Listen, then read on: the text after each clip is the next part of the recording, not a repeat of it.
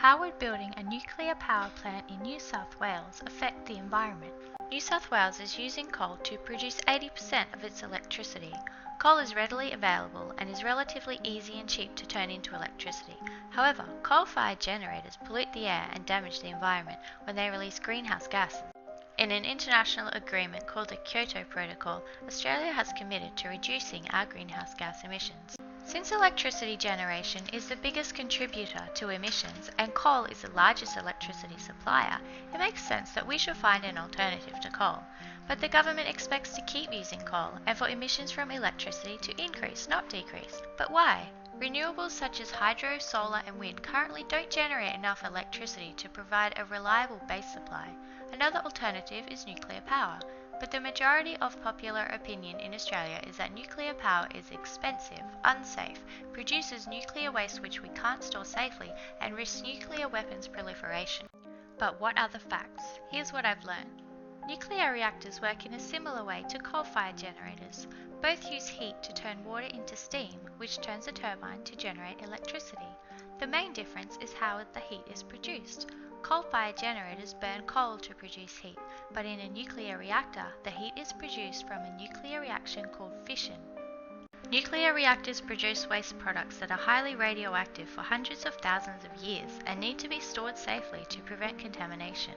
However, they produce near-zero greenhouse gas emissions, even when taking into account the whole life cycle.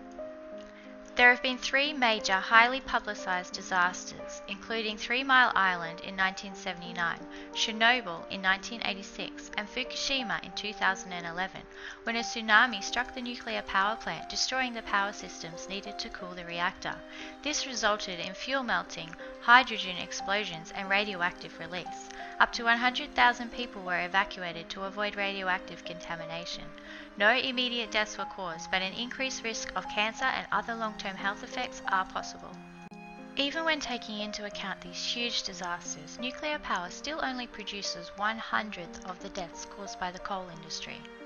Australia already has a nuclear reactor operating in Lucas Heights, New South Wales, which is used for research and medical treatments. However, it is illegal to use nuclear power for domestic electricity production in Australia.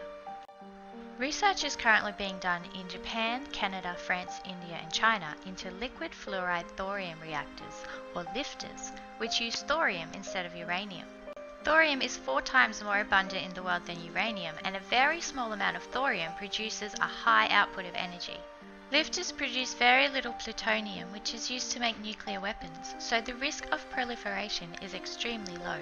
Lifters produce 300 times less waste than uranium reactors, and instead of needing to be stored for hundreds of thousands of years, after just 500 years, the waste produced from a lifter is less radioactive than the original ore mined. There is no risk of a meltdown with the lifter because the fuel is already in a liquid state. If there was an earthquake like in Fukushima, the fuel would simply drain into the emergency dump tank and cool. So, what should we do? In a conference which posed the question, Nuclear Energy for Australia, acknowledged topic experts met together and debated various aspects of adopting nuclear power in Australia. The conclusion they reached was that there is no reason that nuclear power should not be carefully considered as part of Australia's long-term generation portfolio. The main obstacle identified was public acceptance. They recommended open, informed public debate and consultation with members of the community. We should educate ourselves about nuclear power and weigh it up against the alternatives before deciding whether we agree with or oppose using nuclear power for electricity. By thinking logically and critically about our decisions, we can create a sustainable environment for the future generations.